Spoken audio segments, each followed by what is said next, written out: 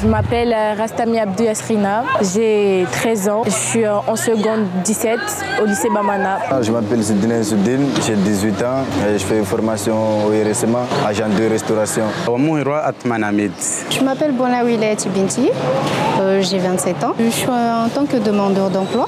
Je m'appelle Salim Ibrahim, je travaille à la DEALM. Je m'appelle Ahamadi Moussa. Alors, je m'appelle Zainaba et actuellement je suis en terminale générale au lycée Younoussa Bamana. Je m'appelle Mohamed Mouniati, j'ai 13 ans, je suis étudiante. Alors moi je suis formateur professionnel d'adulte.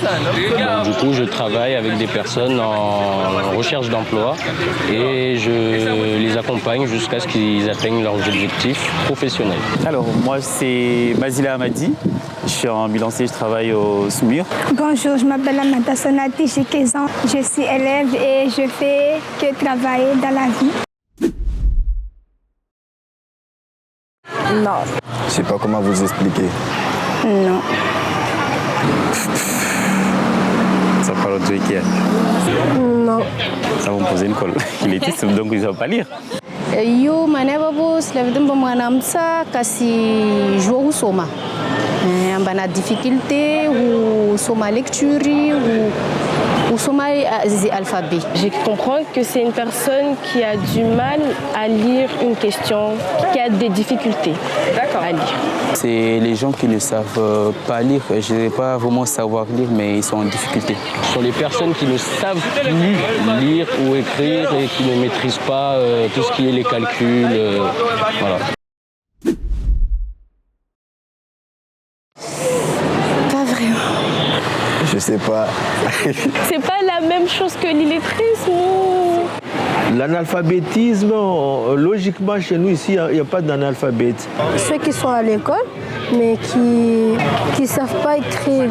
En fait, c'est ni savoir lire et écrire. C'est quelqu'un qui va à l'école, qui ne sait pas lire et qui ne sait pas écrire. On m'a dit que c'est les gens qui sont à l'école, mais au fil du temps, ils ne savent pas lire ni écrire. Ils se débrouillent de mieux qu'ils peuvent. Il y en a, ils deviennent dakou, ils volent. Il y a plusieurs personnalités qu'on peut trouver à cause de l'alphabétisme. Vraiment, surtout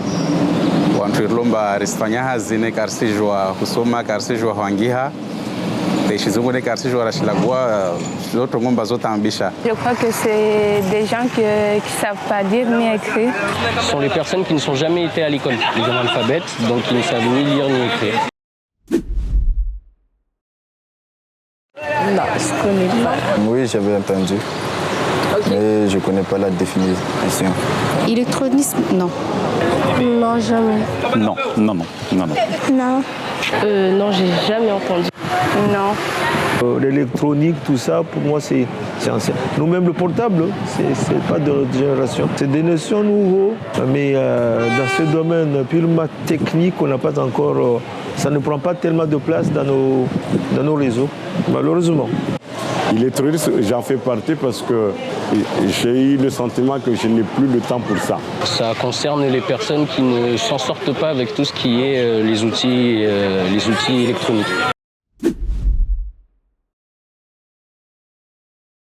On organise un salon pour eux. Il y en a, ils sont juste timides, ils n'apprennent pas, ou soit ils ont des problèmes. Du coup, ils se disent à quoi ça sert d'apprendre si au fil du temps, j'arrive pas à avoir à manger chez moi, sauf que je laisse l'école, je me débrouille toute seule.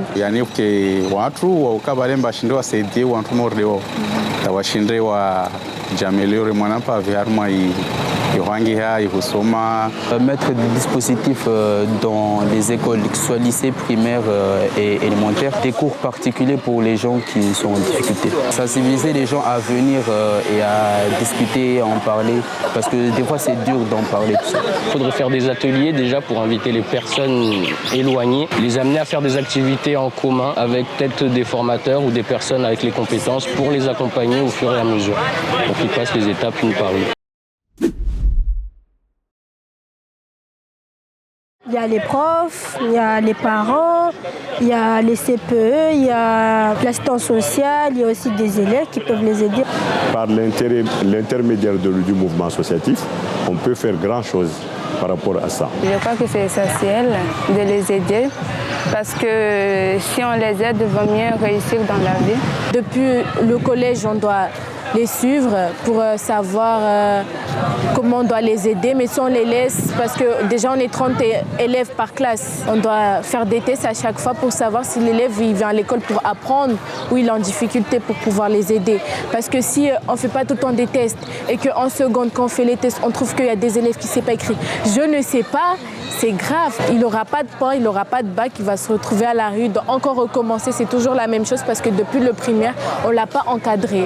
Pour moi, personnellement, j'aurais aimé qu'ils placent plus des salles spécialisées pour les personnes en difficulté, qu'ils ont des retards, pour plus les aider pendant les vacances, une semaine, comme ça pour les aider à apprendre et à évoluer, sans être en retard pendant les cours. Et ça pourrait les aider largement en fait. Aussi parce que c'est pas facile aussi d'être en difficulté, les moqueries, les regards des gens. Mais c'est surtout des centres de formation et inciter ces gens-là à venir et surtout essayer d'intéresser.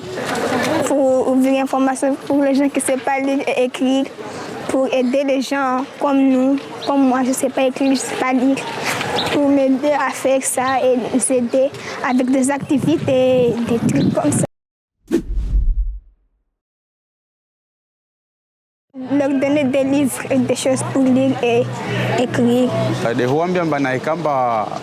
Wantwani wa jamparani mwadunge mana wodo hayati dunia vande hallo nekopara mtatsa usaidie huo mtuji mtumba kuraji mtule ajua husaidia neo jo ende mbele mwanampavi. Il faut là que la télévision ou même les instances là-bas on multiplie les contacts avec la population pour que tout le monde se rende compte que nous avons tous intérêt à aller en profondeur sur l'éducation de nos enfants.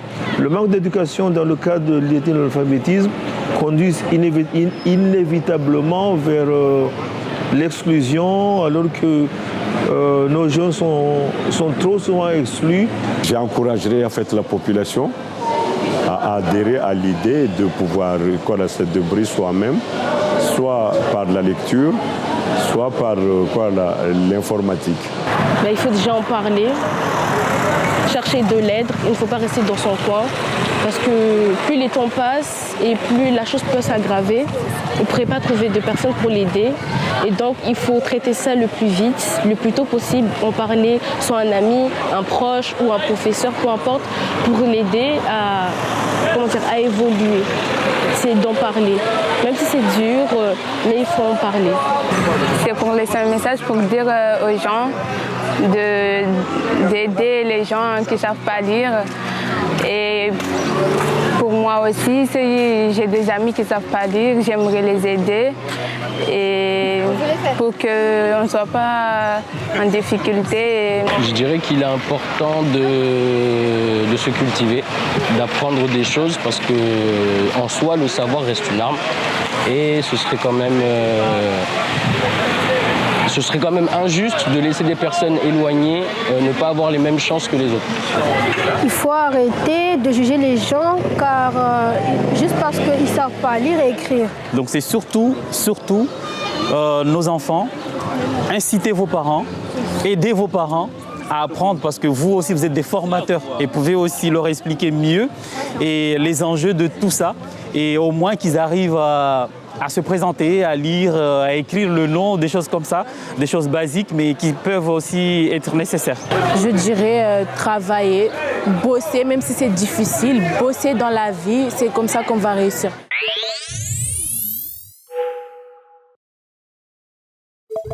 Comprendre le monde, ça commence par comprendre les mots. Savoir lire, écrire, compter, mais aussi cliquer, un droit pour chaque Mahorais. Et vous, c'est quoi votre définition de l'illettrisme, l'analphabétisme et l'électronisme ? Ensemble, contribuons à la continuité pédagogique à Mayotte.